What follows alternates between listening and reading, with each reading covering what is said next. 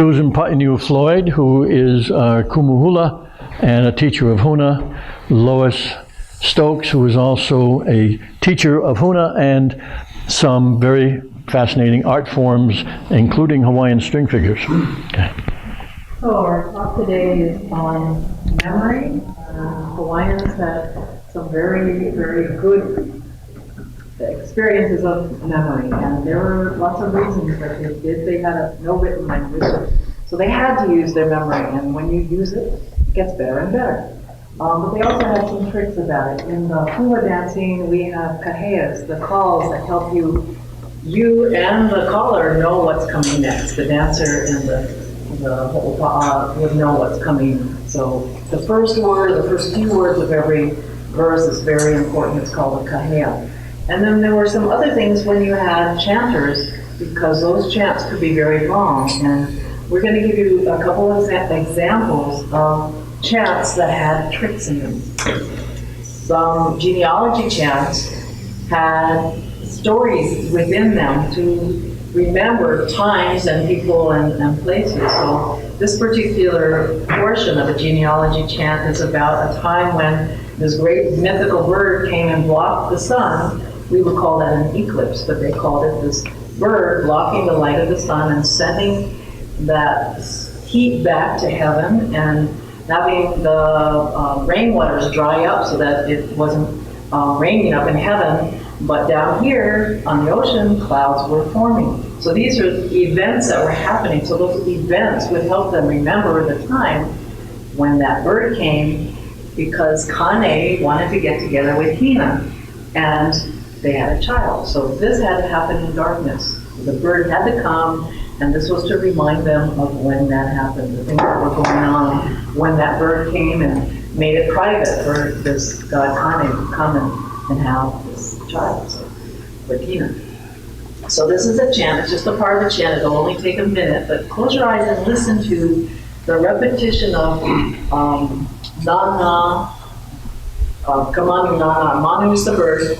Kekauhiwa Onohi is the child that was born in this union.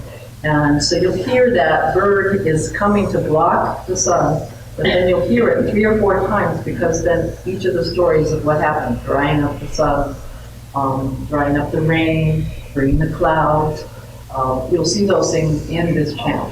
And so, listen. The phrase kamana. Come on. Kamana. Yeah. So listen to that with your eyes closed. You have to really forget about, just hearing the way the Hawaiians used to do it. Listen with your heart in your ears, and you'll hear it.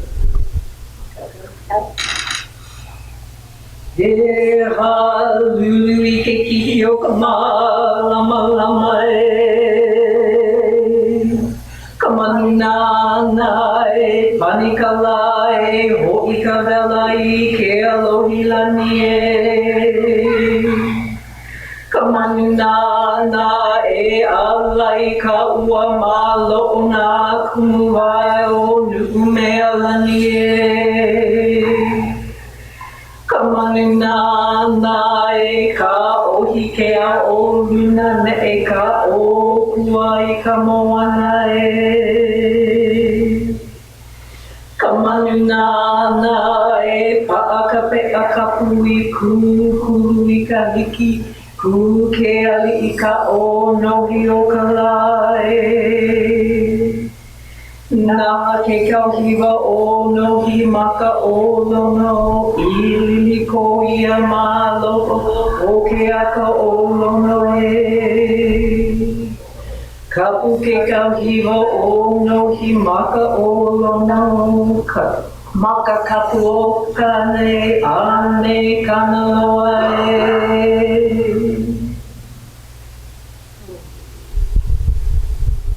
Not so long a chant, but with that, knowing what each verse is about makes it really easy to remember, or easier to remember. Now there's another trick that they used in the way they composed a chant, and this would be the last word in a line would be the first word in the next line. So they would be strung together like a leg, and it would just keep on going. So if you're listening again, you'll hear that last word and the first word either the same word or similar. Sometimes even 2 or 3 words. This is a chant about the kukui lei and the light that it brings and the care that you give to it comes back to you. There's a lot of symbolism in this, the light of the kukui lei. So, this lei, black nut, but a white inside, the darkness, the cold, the olive, the light. Okay, makau. Le au ike kukui, ike kukui malama lama, malama iho me ke aloha, me ke aloha maua mau. Mauana ko kupa'a, ho'opa'a I me ka lei kukui, lei kukui ihi olono I ka ho'olae. Oh my kaulu kau, e kau mai ku'upoli me kale kukui mahalo ai.